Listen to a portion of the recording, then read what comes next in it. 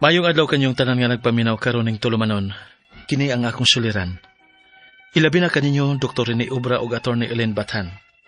Ingon man sa mga artista nga maghatag og kinabuhi, nini akong suwat suliran. Taguala ko ninyo sa pangan nga Albert, 31 anyos ang pangidaron. Minyo ug may usa ka anak. Nagpuyo sa Consolacion, Cebu.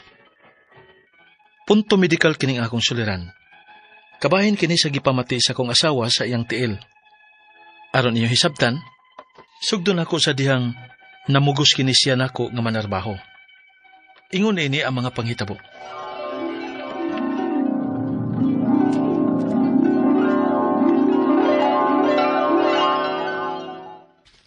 Sige na, Han. Tugti na gud ko nga manarbaho. Han, mingon na ba ko nimo ha? Nga ako na lalagi ang manarbaho. Gusto na ko nga din nila kasabay. Mag-atiman sa tong anak ka si Betty. Kaya naman ko na ako nga ako li manarbaho. Paigo na ba yung akong sweldo para nato? Good. Gusto man sab nako gud nga makatabang nimo. Labi na sa mga panginahanglo nato dinhi sa bahay. Mas nindot mang gyud nga kitang duha ang manarbaho. Magtinabangay lang gud ta. Nga, nga tong anak. Kinsa naman ang mong pabantayon? Nag-eskwela ra ba na? Grade 1. Nga, kinsa may makahatod kuha niya sa eskwelahan? Ay lay, si mama lang gud. Siya pud baya ni makahatod usahay. Labi na ko na kay duty. Nya naapod ko'y lakaw. Ay, sige. Gusto magika nimo. Yes, salamat kaayo, Han. Salamat. Nya, may gi-applyan na day karon. Naanahan. Pasudlon manggod ko sa akong classmate pag high school sa usa ka mall ba. Isip usa ka sales lady sa sapatusan. Mao ba? Sales lady? Nya, magsigil kag barog di ana, tibok adlaw. Nya, okay ra ka na nimo magsigil kag barog. Ay, okay ra kaayo, Han, oy. Malinggaw raman pud ko anang trabaho, Sige. Mamo kayo mong gusto. Nya, kano sa man ka mga apply? Ugma na, Han.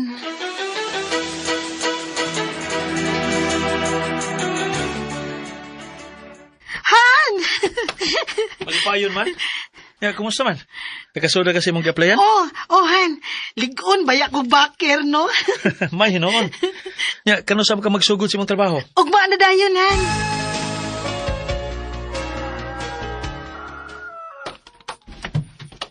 Good morning, Han. Sa iyo ang mata. Ayog yun. Morning, Han. Siyempre, unang adlaw baya ron sa akong trabaho.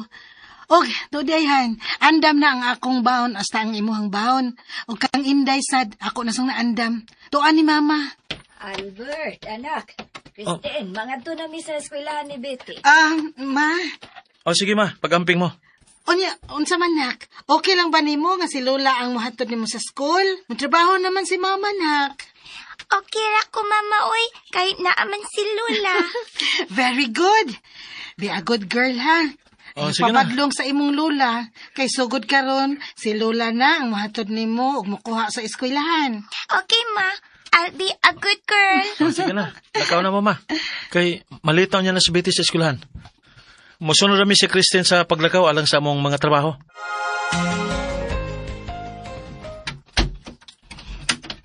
Uy, hindi na naman ka na. Hindi na naman ka. Si mama ni mo, abot na? Oo, naasa banyo ay nangimasa. Ha? Nang himasa? Kay nga naman di ay kung nang himasa ko, Han. Di ka makasya mong trabaho. Nagbarog grabe ka sige dito sa mong trabaho. Nang himasa kapag uli dayon? Yan, baya. Naanad nagyud ko inino nga manghimasa gyud ko sa dili pa matog. Ano man di ay? Makadaot man na. Nahago ba ng tiil ni mo? Yan, nang himasa dayon ka pag uli. Ay, nang nagus ba ha? Kay makadaot na. Makapas mo na sa kusog.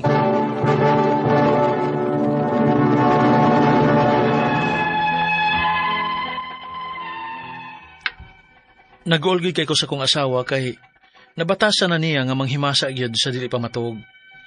Og iya gyapon ning gibuhat karon nga nagtrabaho na siya isip sales lady. Gani, dunay mga higayon nga gikan mi nga nagjogging. Nanghugas din siya sa iyang tiil. Hangtod nga miabot ang higayon nga akong gikadlokan. O gunya, kumusta imong trabahohan? Okay raman, Han. Ano man ka? Mura ka magnagluya. Nagsakit ang akong tiil, Han. Ha? Kaya noon siya man ha? Ambot lang, uy. Ambot ko nga nung nasakit man eh. Nga unta, makasugakod raman unta ko binarugay sa trabaho. Nato, ana. Tingalig mo na na.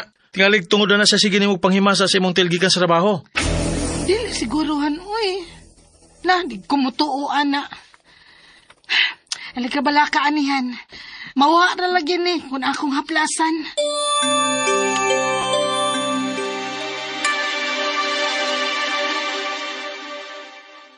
Albert, anak, nakabantay ko sa may lukunan ni Christine pa. Mura lagi og nang hubag. Ha? Og nanagko ang iyang paa. Ay, nanambok na si Christine, mami. Nakauyon tingali sa iyang trabaho. Mao ba? Pero di ba nagmo man na siya sa iyang tiil nga nagsakit? Oo, ma. Sakit man gani ko nung ilakaw. Uy, mao ba? Suwayan nato na og hampol sa dahon sa germelina kay base na lang og mawara ng hubag sa iyang tiil. Han? Han? Nagunsa ka din sa mong kwarto. Kadugay ba ni mo migawas? Nakahuman na kagtudlo sa atong anak sa iyang assignment? Han? Sige na, mga na ta. Andam na ni mga pagkaon sa lamesa. Han? Oh, Betty? Anak, gano'n nagila ka? Doon sa mama ni mo? Dili ko makalakaw! Unsa?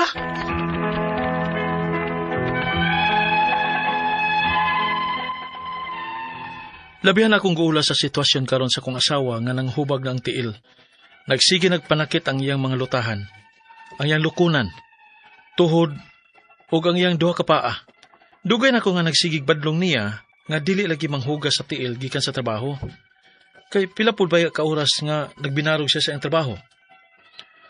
Ang ako mga pangutana, mao kini mosunod. Unang pangutana. Kining gibati karon sa kong asawa nga pagpanghubag o pagpanakit sa iyang mga tiil. Mao ba kini ang resulta tungod sa iyang kanunay nga pagpanghugas sa iyang mga tiil? Gikan sa iyang trabaho, isip self-leading nga magsigig barog tibok adlaw? Ikadawang pangutana. Dili ba sabka ni ang gitawag og arthritis? Pero kung arthritis sab, bata pa man siguro nga akong asawa aron nga masakit og arthritis. Ikatulong pangutana. May mga higayon nga mawara pod ang iyang gibati. O may mga higayon sab nga mubalik ang pagpamanhod o paghubag sa iyang tiil. May tambal ba nga pwedeng ipatumar ini aron nga hingpit na kini nga mawa? O may mga bawal ba nga mga pagkaon nga angay niyang likayan aron nga dili na kini mo trigger? Ikaw pa to katapusan. May mga higayon nga maglisod na siya sa paglakaw. Posible ba nga maparalyze ang iyang mga tiil? Malain kang sakit ang akong asawa? Unsa masab base sa iyang gipamati? Palihog, tabangi og tambagi ko. Kini ang akong suliran, Albert. Mayong adlaw mga suking tig paminaw din sa tong programa kini nga akong suliran. Ani na sa ako si Dr. Rene Obra magiguban kaninyo karong adlaw. Ako motambag sa inyong mga medical, psychological, emotional, behavioral ug mga drug related nga mga problema kay usa man ako ka medical doctor, usa ka psychiatrist ug usa ka drug addiction specialist. Klase-klaseng pamaagi sa pagpadala sa mga sulat-suliran di kanamo. Pwede ka padala sa mong email suliran_612@yahoo.com or sa atong Facebook account kini ang akong suliran official writers page o diri ba sa mong batan sa 3rd floor UCR Martinez Building Osmeña Boulevard, Cebu City. Ang atong makutlo nga pagtulunan karong adlaw mao kini sometimes we create our own heartbreaks through expectations. Kanang bitang usahay magunahuna kang bati siguro mahitabo ni nga kung naplanuhan o kung negative na kadaan adi mo gawas ang imong endorphins ang imong happy hormones no ang mo gawas cortisol bad hormones negative na kadaan pessimistic na ka so dili most likely ma-realize ang gusto nimo so sometimes positive lang gud ta bahalag tagilid bahalag tagilid no so nga to magtatampo karong adlaw si Albert 31 years old minyo may usa ka anak sa Konsolasyon Cebu punto medical, of course, no? So, musta namang mga taga-konsolasyon, mga taga-Danau, wag walang media, no? O, diya sa Danau, siyempre akong mga nakaila diya sa Danau, naghanto sila, naa sa Durano, murag home for the aged, no? Campus size, LP Alberca, Manipis, Talisay City, no? LP Alberca, mga Baladhay family sa San Fernando, mga Balahay family, San Francisco, Southern Leyte din, no? San Francisco, Southern Leyte. Perlinda, Israel, ug Nero, o mga Dayok family, diyan dapita, no? Mga Lindar, Tiangco, sa Pitalo, mga Tiangco family, Pinasawan, Tayasan, si Gina, si Gili, ug si Jean, no? Nagatipulo Mandawi, no? Mga Laranzo, Santillan family, ug mga taga-Inupakan diti. Akong condolence diay, no, sa kamatayo ni Uloy Roble, no. Nag-chat na ko si Tony Cudira Didasi, kanin pahulay na si Sir Uloy. Maayong pagpaminaw ninyo diha dahil sa Inupakan diti, no, kusog kay ta diha, no. Mga Mirambel family, mga Perales, okay? Yung mga taga-Gindaruhan Minglanilla, lamat kayo, ipahangyo ko ni mas yung Hello Black, no. Nga tao ni J. Lariusa, Sani ba ni siya? Sami. Si Jomar, si Adoy, si Arnold, si Richie, si Ibal, si Runon, ug si Sami, ug mga Villarmon family diya sa Kantawan, mga Kanya Bano, Nelpi ug Niti. Okay? So, regards to everyone, diya sa Konsolasyon, sabi akong katong among sagaring Konsolasyon, no? Nalimot na ko si Kuanday, si Roxanne Mayol, Remigio Mayol diya sa Argao, no? Sa NA Shooting Range, Garing Konsolasyon, nakanak ko sa inyo, wala ko kabalik kay na ay mga rason, no? Alright, so mga Baraga family sa Lawaan Uno Talisay, no? Si Ernie, si Celine, Ariel Neon, Erien, Christian, Denver, Princess Erlin, no? Okay, so going back to our sender Albert, punto medical ang problema ni Albert, no? Suma sa nabati na to gina sa drama, itong kay mahitungod kini siyang asawa, no? Unang pangutana ni Albert, problema ni siyang asawa, no? Kining gibati karon sa akong asawa nga pagpanghubag ug pagpanapanakit sa iyang mga tiil. Mao ba kini ang resulta tungod sa iyang kanunay nga pagpanghuga sa iyang mga tiil gikan sa iyang trabaho isip sales lady nga nagsigi og barog tibuok adlaw. Nindot kini imong pangutana, Albert, ha, kay daghang betag mga sales lady nga magbarog lang magbarog lang kuno tibuok adlaw, no? Ang kini magsige kag barog na ay posibilidad nga magka-problema ka sa imong mga blood vessels ba twisted mo enlarge ang imong mga blood vessels sa leg, no? Medyo may stationary man ka, not only magbarog but also mga babae nga buntis o kanang maglisod og paggawa sa ilang hugaw, sobra ka tambok or naabay mga problema dia sa gastrointestinal tract, no? Posible akong tubag nimo sa una nimong pangutana, Albert, no? Ikaduhang pangutana, di ba sab kaha kini ang gitawag na arthritis? Pero kung arthritis sab ni, bata pa man pud siguro nga akong asawa nga magkasakit og arthritis. Well, naay mga tawo nga masakit og arthritis, no? Naay mga tawo nga masakit og arthritis, bisan pa man kung bata pa ka, no? So, exercise lang yun, no? Exercise, dili dayon kung gikan ka nagsingot, dili dayon manghugas, rest for a little while, nya kinala nga dili sobra ka tambok. I don't have any idea unsa kadako ni imong asawa, Bert, no? Unya avoid tight clothing, kung mahimo lang. Unya kanang maligi trabaho lagi ni uban mang long period of standing mo pahulay lang pud tingali, musugot naman tingali ng tagiyas tindahan nga kung bulingkod na pud kadali, no? Nga ko ikaw avoid lang mga junk foods, avoid mga caffeinated drinks kay maka-constrict na siya sa blood pressure nya makataas sa imong blood pressure lagi, no? kakin-kakin lang, kakin-kakin, exercise, ha? Bisag gamay lang, ha? Dili kayo extraneous. Sulod nga pangutana, may mga higayon nga mawala na pud ang iyang gibati ug may mga higayon nga mobalik. Ang pagpangmanhod ug paghubag sa iyang tiil, may tambal ba nga pwedeng ipatumar niini aron hingpit na kining mawala ug may mga bawal ba nga mga pagkaon nga dapat likayan aron nga dili na kini mo-trigger. So avoid